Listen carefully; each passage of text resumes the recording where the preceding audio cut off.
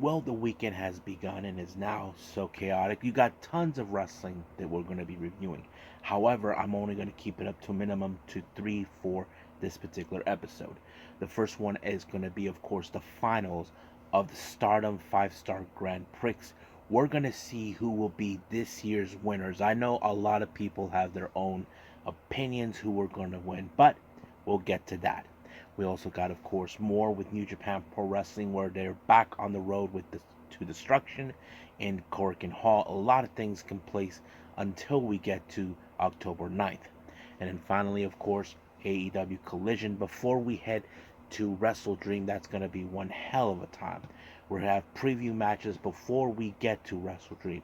And then, of course, we have some news updates to tell what's been going on in the world of pro wrestling, such as what events the promotions are in fact throwing out, who's booked, what matches are set, any wrestlers that have been signed or departing or injured wrestlers, the whole enchilada. So let's get ready for another episode of the Leaded Wrestle Zone.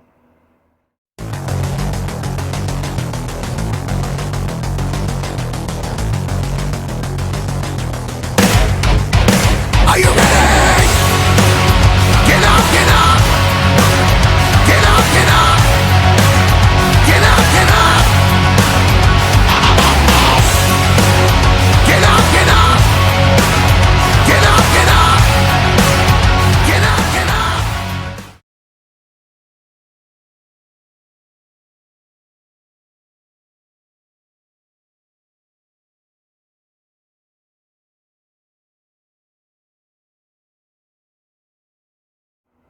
Hey everyone, welcome to the Leaded Wrestle Zone. All things that is pro wrestling with AEW, NXT, New Japan Pro Wrestling, Impact Wrestling, the National Wrestling Alliance, various promotions, wrestlers, matches, and championships.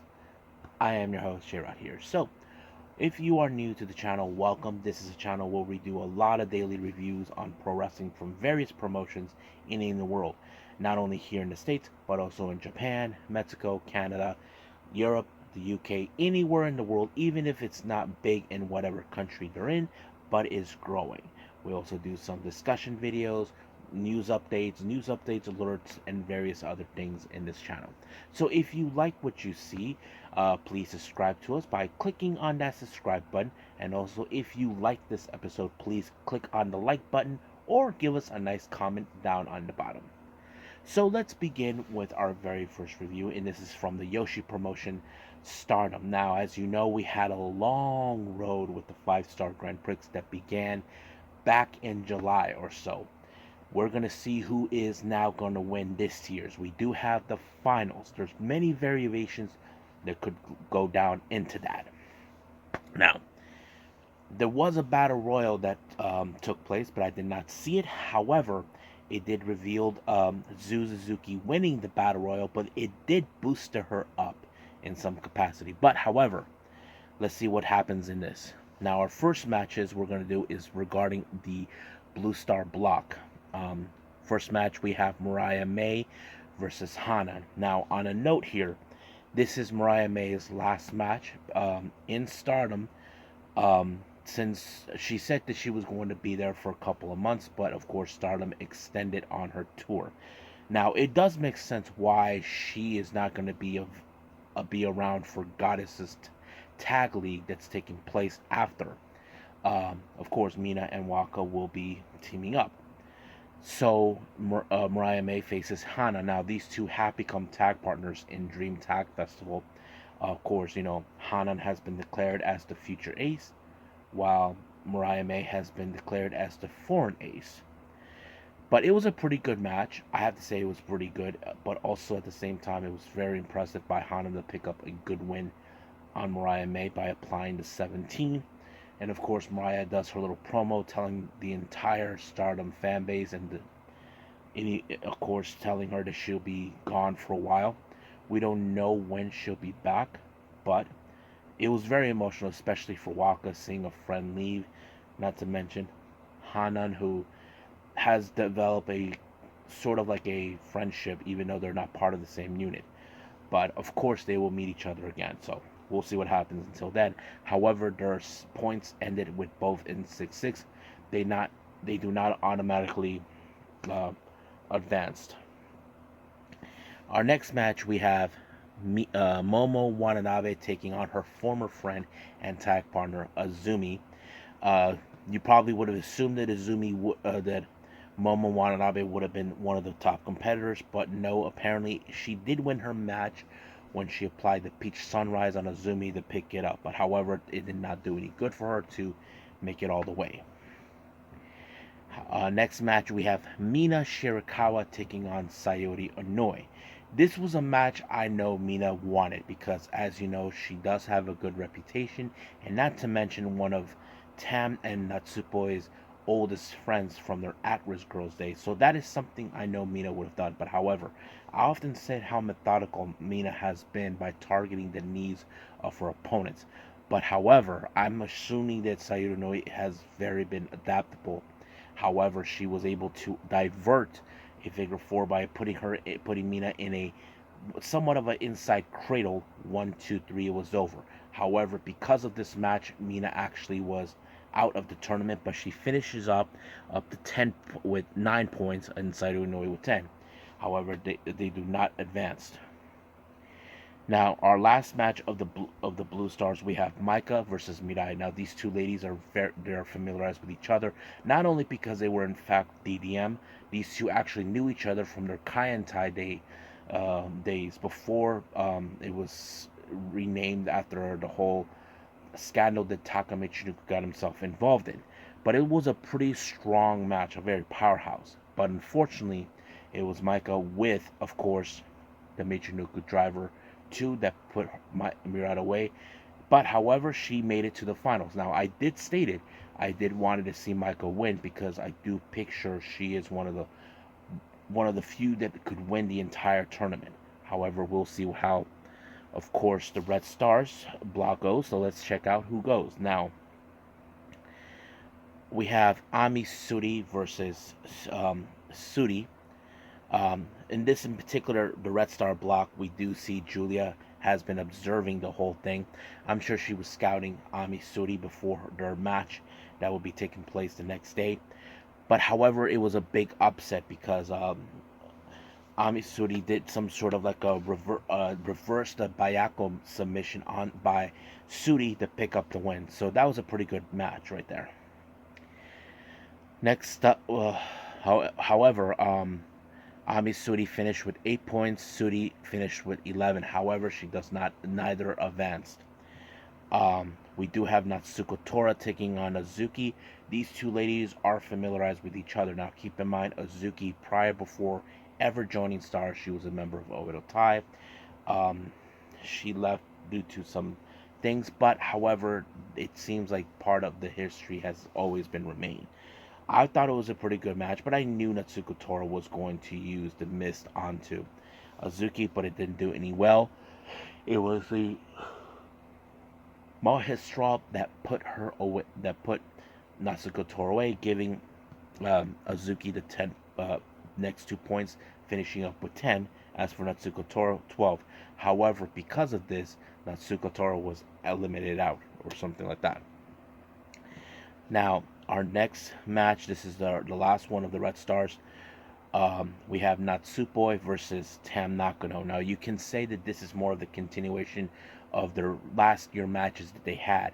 I thought in this particular match, there was no holdbacks. Of course, Natsupo, we have seen her, how strong she has become throughout the entire tournament. Tam, who has never won the 5-star Grand Prix, is determined to win it. I mean, I would have liked to see her win in order to name her opponent. I don't know if Stardom has ever had that, but unfortunately it didn't happen. It was the Fairy Strain that put away Tam Nakano, giving Natsupoi the win. They both finished exactly with 11 points. However, here's the X factor of this match. Since Natsupoi did pin Tam, there is the possibility that Natsupoi could challenge for the red belt. It could happen. There are 2 wrestlers that have pinned Tam Nakano for that opportunity. One is going to happen on the 9th of October, next week, and of course Suzuki. But now Natsupoi is the next. Now, because of this, it did in the Red Star blocks. There was a bit of confusion. However, because Zuzu won the Battle Royal, it did boost her match to become part of the finals. So she ended up against Micah. Now these two have become tag partners recently. I have to say it was a pretty good, but however, the one person who was more emotional about this match is none other than Giulia. Now keep in mind, Giulia was the one who recruited Micah to join DDM, who is her second in command. But as for Zuzu, she is someone from her past she looked up as who's been like a sister to her. However, this is a very huge match. Now, if you guys remember the stories about Giulia, she did stated when Zuzu won her first championship match in Ice Ribbon, she did not actually show her face. Well, she was there, but she did hide her face because she was worried that people are going to go out at her after what she did. However, it was a pretty impressive match. But the one thing was surprising is Zuzu applied a brand new move I did not expect she would do, and it was like a corkscrew spiral to pick up the win. So she becomes, of course, the winner of the 5-star Grand Prix. So basically, she could challenge Tam Nakano for the red belt by December 29th. So we'll see about that when it be announced. But at the moment, as you know, Tam Nakano is going to be facing Natsuko Tora next week. So we'll get to that at some other point. And I think that's pretty much it right now with Stardom. Let's move on with New Japan Pro Wrestling.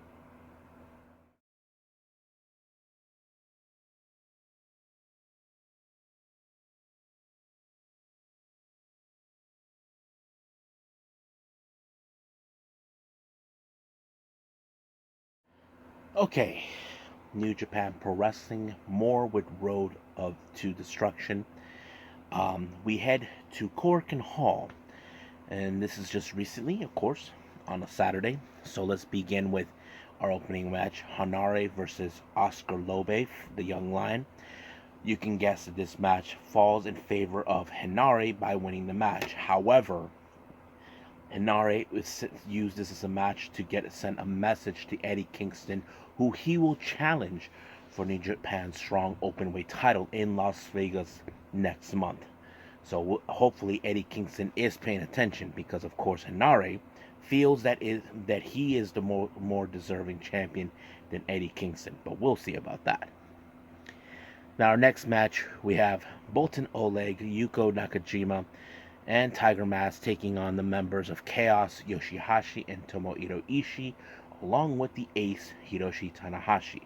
Now, I thought this match was pretty good. However, Nakajima got in the face of Tanahashi, but he should have known better not to get in his face because apparently he ended up on the wrong side of the Texas Cloverleaf and had no other choice but to tap.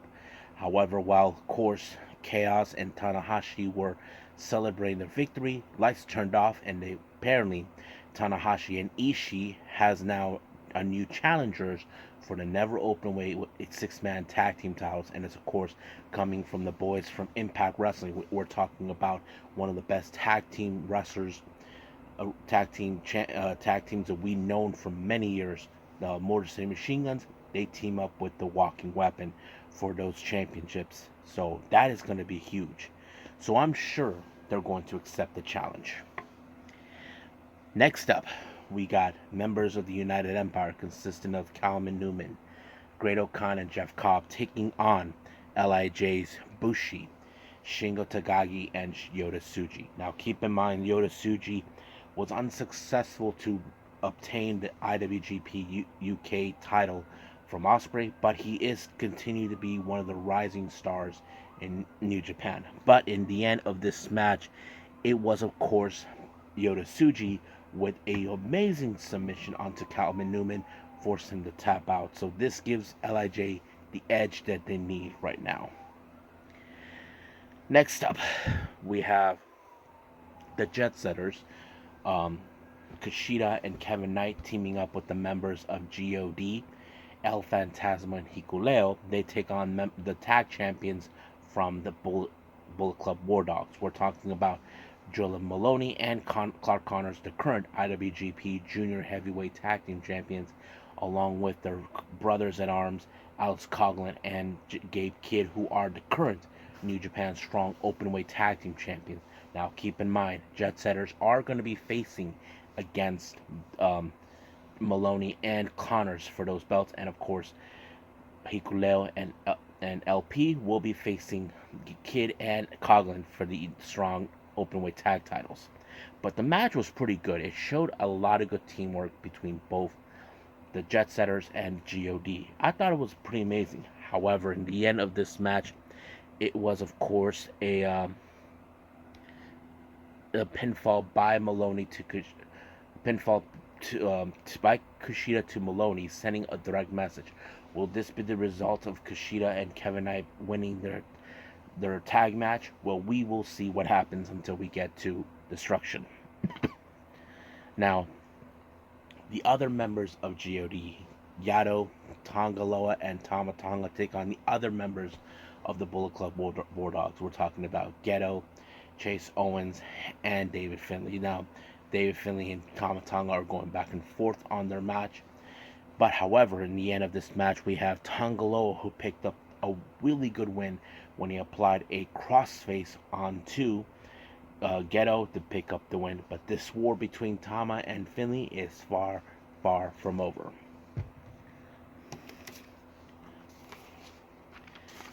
Now, our next match, we continue on with match 4 of the best of 7 series between, of course, Umino and Ren Narita. Umino is joined by none other than Master Wato, and of course, Blue Justice, Yuji Nagata, taking on the members of Strong Style, consisting of El Desperado, Minoru Suzuki, and Ren Narita. Now, Ren Narita and Umino have known each other when they were young lions. They never liked each other. So, however, the scoreboard in this best of series first match was a draw, and of course, each member in the match 2 and 3 they won each other. So basically, it's 1-1-1. But who was going to walk out? I thought it was a pretty impressive match, However, it was Ren Narita with a suplex onto Shota Umino, giving them Strong Style the edge. And of course, he is very happy that he finally picked up the pinfall he wanted against Ren Narita. Against Shota Umino. But if Narita had this as a singles competition, that would have been huge for him. So we'll see where it takes us from there. Now, our next match, we have the despicable House of Torture, Yoshinobu Kanemaru, who just turned coat against his friends from Just 5 Guys, now Just 4 Guys.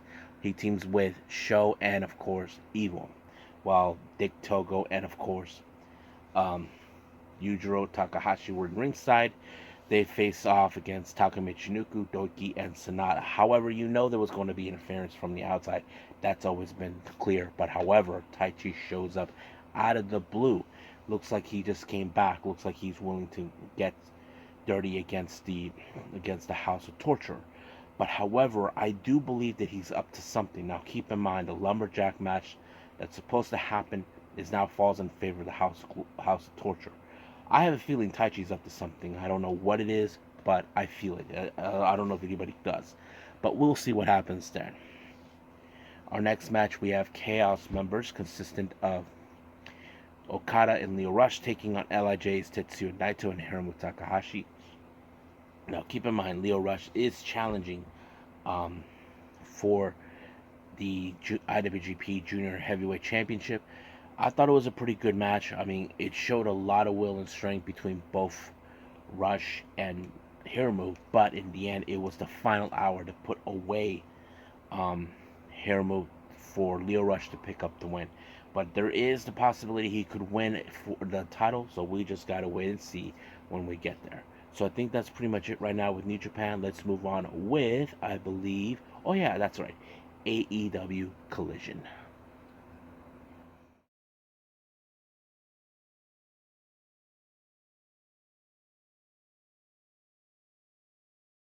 Okay, AEW Collision. It opened up with Juice Robinson versus Andrade. Now, this is a revenge plot by Andrade due to what happened last week. Now, keep in mind, Andrade was in the match against Jay White, but thanks to the interference and involvement of Juice Robinson, Andrade wants to get his revenge. However, Nigel McGuinness believes that Andrade may have been responsible for the attack on Jay White. However, we just don't know yet who was behind the Devil's Mask. We have seen that mask worn before. but there's a possibility. But of course, when it comes to Andrade, with Andrade taking on a member of the Bullet Club Gold, of course the Ass Boys were going to get involved. But they got caught with their hands in a cookie jar, and the ref told them to get out of here, which it helped. However, the usual tricks by Juice Robinson did not work, but of course, Andrade picked up the win against Juice Robinson. So that's pretty much what happened to there. Now, many people have some bright ideas about when it comes to Jericho and Omega. Now, keep in mind, they're not here to win tag team titles. They have a common cause, which of course is Don Callis. That's what they're saying. Look, we're not buddies, we're not friends. I know you're not going to invite me for Christmas dinner or Thanksgiving dinner. Doesn't matter. So we're here for Don Callis. So, but the obvious question does tell, because they will be facing off against the Gates of Agony. Can they coexist? Well, that will be put through the test. Now, Toni Storm, as you know, has continued to act kind of strangely after certain things that took place throughout the entire time of her career. We'll just see what happens until then.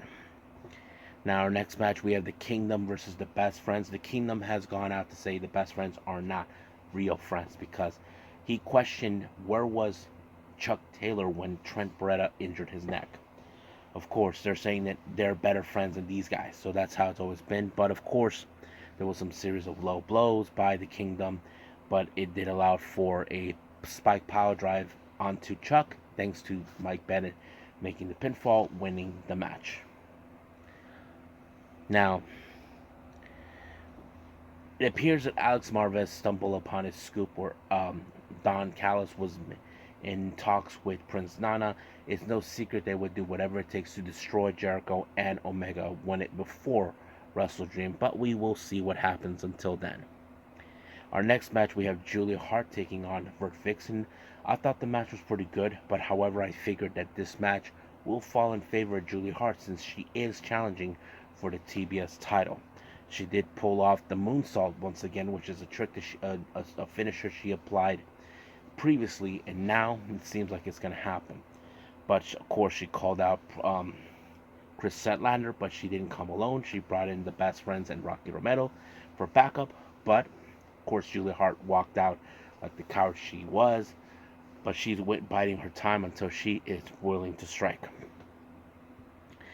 Now, it appears that Josh Barnett, if you guys are familiarized with him, he in fact is answered a challenge by Claudio Castagnoli. So that's going to be a good one. I can't wait to see it.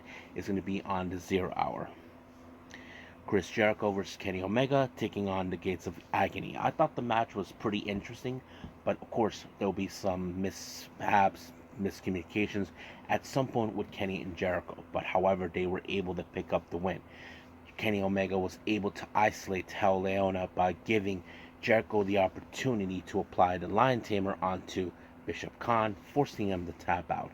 But they also sent out a promo, a message towards Don Callis and of course his family. We'll see what happens until then. Our next match, we have the Righteous taking on Travis Williams and Judas Icarus. You can guess this match was over by the Righteous when they applied the Autumn Sunshine by Vincent to pick up the win. So we'll see what happens when they face MJF for the tag titles. Now, our final review, TMDK will be facing the Acclaim at 0 hour for WrestleDream, so it's going to be fun. But of course, the Acclaim comes out, do their thing like always. So yeah.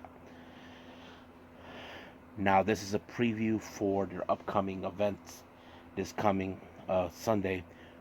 Aussie Open team up with Big Bill and Ricky Starks. They take on FTR and members of the BCC, Bryan Danielson and Wheeler Yuta. Now, of course, there was going to be some fascinating moments in this match. I kind of figured it would, but of course, Ricky Stark was able to pick up the win onto Dax Harwood. Cash Wheeler couldn't make it in time, but later it became clear that Aussie Open are willing to destroy FTR's good name because they're sick and tired of them getting all the attention.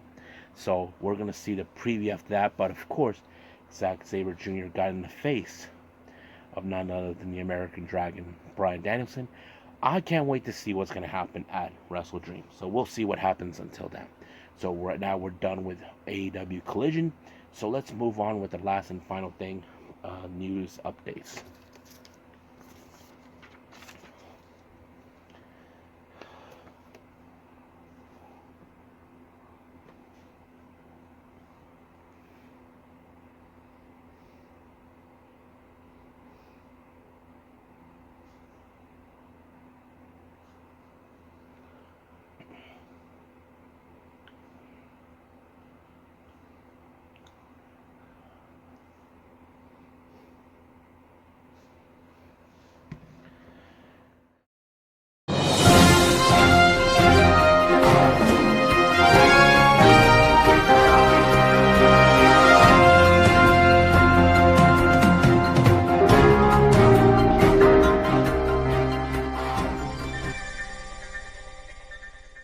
Okay, welcome to our news updates.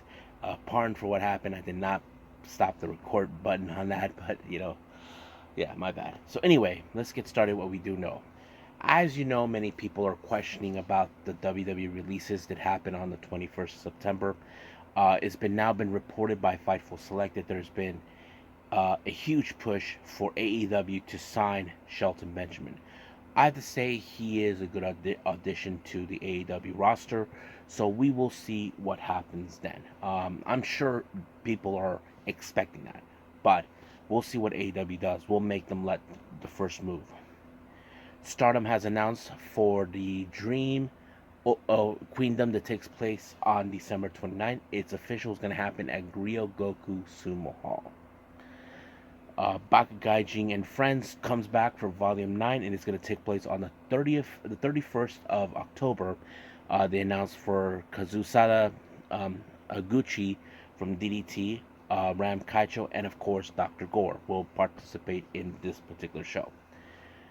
Jersey Championship Wrestling for their Pumpkin Spice show on the 8th of October. They announced for Wasted Youth, the tag team taking on Miracle Generation. I think that's going to be a pretty good match.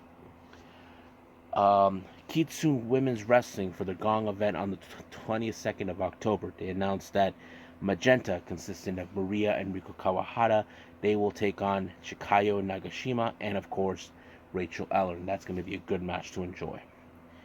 GCW has announced for the Shinkiba show to Live and Die in Tokyo on the 10th of October. We have John Wayne Murdoch taking on Violento Jack. Pro Wrestling Wave has announced for the Nami show that takes place real soon right now, since it's going to be the first over there in Japan right now by the time this video comes out. They announced that Hikaru Shida, who is the current Regina the Wave champion, will put her belt on the line against Veni, formerly known as Asuka. So that's going to be interesting. Now, PW Insider has picked up some interesting reports about certain wrestlers that could their contracts will be expired in Impact Wrestling. We have, of course, Sami Callihan. He's set to be released by the end of this month. As of now, we don't know if any company is interested, but most likely we could see him somewhere, but we'll see what happens until then. Of course, we have PCO, who has noticed that he will be leaving the promotion by the end of October, so we don't know what's going to happen then. And then, of course, we have Deonna Purrazzo. Her contract expires by early 2024. Now, many people would say she could be heading her way to AEW, but no, apparently some people believe that maybe, of course, AEW doesn't have the best women's division that we know of, but however, she could end up going like to NWA and try to reshape it. Well, we'll see, but that's going to be interesting to hear about. Now, finally, this was just recently, I just stumbled upon it. As you know, Giulia, who is the current New Japan Strong Women's Champion, apparently an opponent has been announced for the Las Vegas show on the 28th of October. She's going to be facing against Hyen, so that's going to be one hell of a match. We definitely got to be paying attention. I can't wait for that, and I hope some of you can't wait for that either. So I think that's pretty much it right now, what we have, so let's just call it a day. Okay, as you know, for our next episode, we do have WrestleDream by AEW. I'm looking forward to it. However, there are some shows I haven't seen yet. We're talking about the recent Choco Pro, the Gleech Show, and of course NXT No Mercy. I will be covering those real soon. But there are some shows I haven't seen, like GCW stuff. I might do those on Monday, but we'll see what happens until then. But for now, we'll just leave things how it is at the moment. But I will see you guys in the next DW time. Same DWZ channel. I must bid all of you adieu. So, goodbye. And have a nice day. Bang.